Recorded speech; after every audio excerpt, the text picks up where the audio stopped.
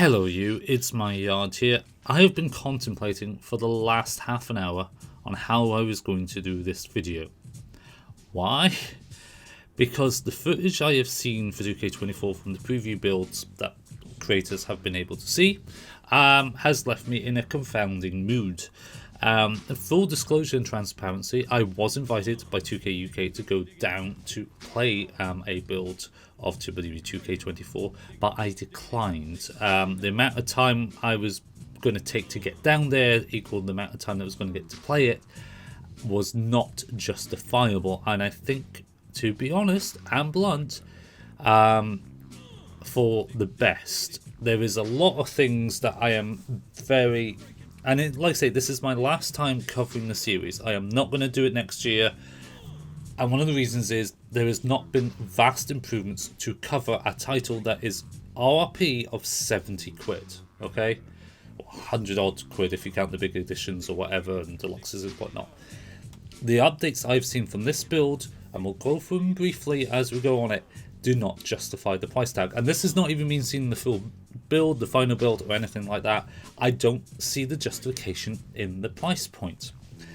It now has fixed lots of little things and added little bits and pieces. So we've got obviously the fighting mechanic, the exchanging punches or whatever, which is a cool little mini game to add in, what Colin Tyler used to have as well, and it's more akin to what sports entertainment WWE is now, and even other wrestling organizations, where a beat down backwards and forwards and going ooh and ah will look, as a presentation in 1v1 matches, look really good, and from a gameplay perspective also will look pretty good. Having the quick time event side of things of timing the buttons looks good. I actually do enjoy that idea. How repetitive that would be to see in every single match, don't know just yet, because I'm not having my hands on it. Ambulance match though. Ambulance feels so wooden, and the ambulance is made of metal, so that's kind of weird. Being able to climb it, throw people off of it, just feels like a mini cell. It doesn't feel like a proper mode. It feels like a cage match with not being in the cage. You go whip them into the objects, push them up, do a quick time event, button bashing, blah blah blah blah. It feels like doing a submission, but very tiredly. It's almost like what Buried Alive was back in SmackDown vs Raw days, where you had to do all this effort to get them to the point, to then get them in and then do a mini game for it, and it just felt tedious. Oh, it was cool to have these modes and new modes that people have been screaming for, and I've always been in the back of my head, it's like, but the gameplay in the minigame needs to be justifiably good to make it, and part of that is you need a good engine to do it. And you could tell from the Irish whips in that build, and yes, it's not the final build, but I'm going to say that that whipping animation has been like that for a lot of things for years now.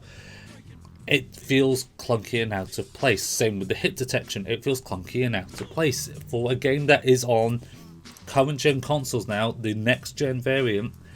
This engine's from the previous gen. We should see a lot more out of it. Realistically, in my honest opinion, a whole overhaul of it and starting from plain scratch. Now that comes with a lot of issues, because if you start from a new engine from scratch, and AEW suffered from this, you run out of unique animations and everything like that. Now AEW's engine for the base was there, but still needs a lot of momentum, and that's what you see with wrestling games, is that the first build of a new engine isn't enough. This engine is based off of 23, off of 22, based off of 18. 19 is still the best engine, and from seeing this footage, it is still the best engine. 24 does not beat it on the core gameplay aspect.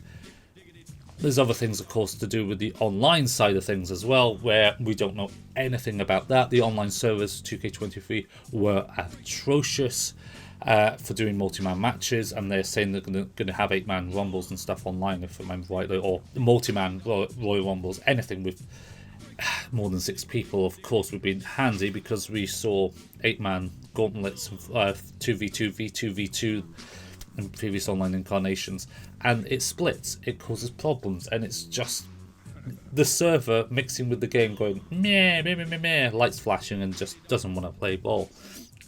And I don't like that, and it made me not want to play this game for 6 months, because there's just no fun for me anymore on a game that just doesn't get the core functionality correct. If you're paying £70 for a game on launch and the online servers are not up for it, you return it a la Cyberpunk. And that's what I really, really don't want to see this year. But it just all stems and feels like it's going that way. I see lots of people were hyped up about the camera angle change. Cool. Awesome. That could have been patched into 2K23. You know what I mean? It's a menu option to change camera angle. We've had it in highlight reel where you can change the camera angle. I do like actually how you can change the camera angle in AI versus AI on the fly while it's going on. Great feature though, to be honest, for creators. We've been wanting for ages to be able to do it on a live and not as a post through a highlight reel. Will make a lot of cool things for creators to use who decide to go the universe route and stuff like that. Awesome. Great addition. Camera angle for the stage cam for like Rumble matches. Patch. Easy patch. Easy patch. Don't know why. It hasn't been done before. Simple. Don't think that's a main selling point, in all honesty. Backstage brawls having more than 2 people. Cool. They've added a lift. Yay. And the ambulance. Yay. But the ambulance is also in an ambulance match. But you can still put people into the ambulance in the backstage brawl. I saw the clip for Up, Up, Down, Down. And Xavier Woods had near enough full health. Didn't lose that much health. Took a signature pile driver. And got knocked out. Those are the breaks sometimes with knockout matches. I prefer pin and submission, but knockout, multi-man, blah, blah, blah, blah. They haven't changed enough. Glass shattering, the actual layout of the level could still have so much more added to it, and it just feels like a wasted effort, in all honesty, to promote that. Now, there's 2 modes that weren't in the build that I can think of from what I've seen, the Gauntlet match and the Buried Alive. I'm worried that Buried Alive is just going to be like the casket match, I should say. Buried Alive is the old SmackDown vs. Raw thing. Casket match, it might behave very much like the ambulance match. Maybe we'll be able to do cool stuff out of it. Who knows? Super finishers, like the animation in terms of how to say super finishers. It's glorified OMG moments, let's put it out that way, just different names, painting it a different way.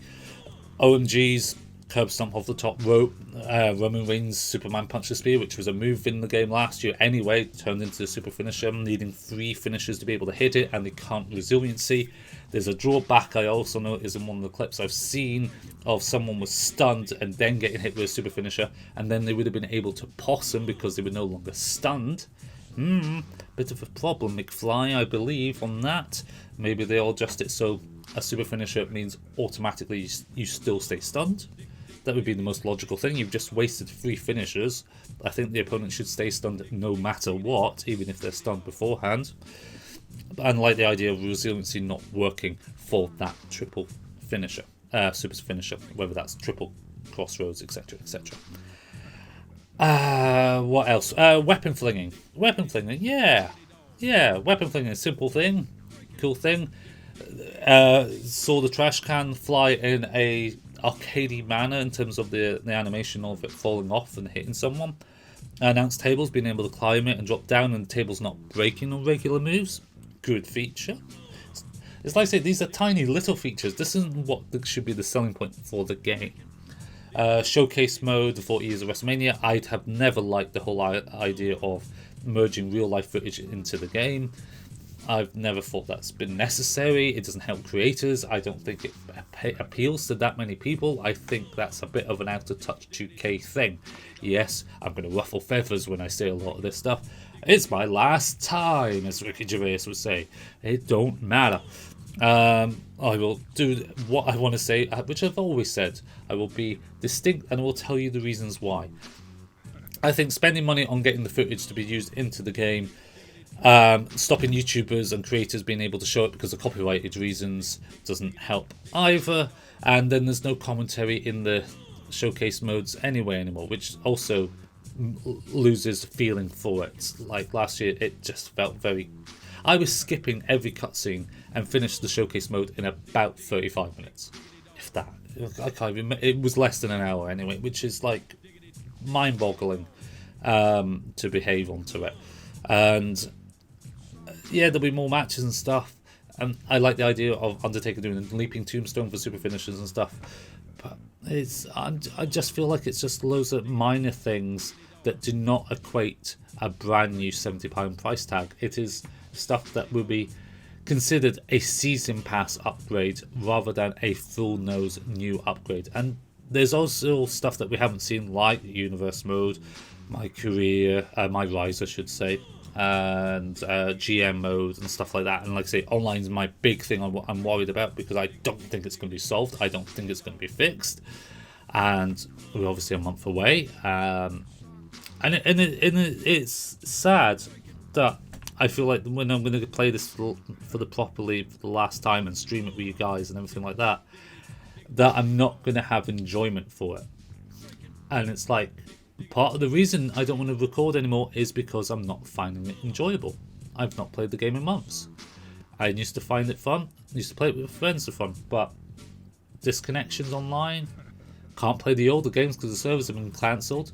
I could go really far back and play, the older ones as well, but no one really wants to play them. So it's saddening to think that it's an end of an era for me, and I'm finishing my story on what could easily be a glorified 0.5 game again. 23 was 0.5 for 22. 22 was definitely an upgrade from 20, let's put it that way. And I always think ever since 20 happened, and when 20 happened, if the next game was going to flop in the reviews and everything like that, I think 2K would have lost the license. The fact that they got positive reviews, which in hindsight probably was not the best thing. I think they got lucky, in all honesty, in terms of what got patched and stuff afterwards. And same for 23, highest rated game in ages. It's fine for people, but the control scheme is still stupidly difficult. It is still really difficult. You've got to press multiple buttons to hit a signature or run a finisher, then complicate that with the running aspect or the Irish whip aspect, and it makes things much harder than it needs to be. It is not a pick up and play game, and it hasn't been for the longest time. So what do you think from what you've seen in the footage? There's a lot of people that are happy with the game, and I'm happy for them if they're going to find enjoyment out of it.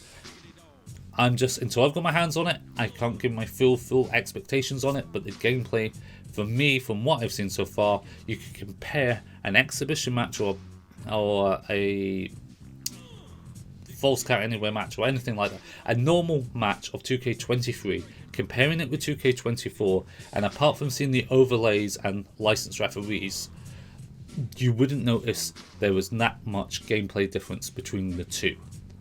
So you have to think to yourself, do you spend £10 to £15 on 2K23, or do you spend 70 quid on 2K24? It's kind of like FIFA syndrome here. FIFA, high price tag, old one drops down in price really, really quickly, and you get people that, casual fans that want to play a game will buy the older version because it's so much cheaper, knowing full well that the content in it is still justifiable to have a go. This is what this year is about.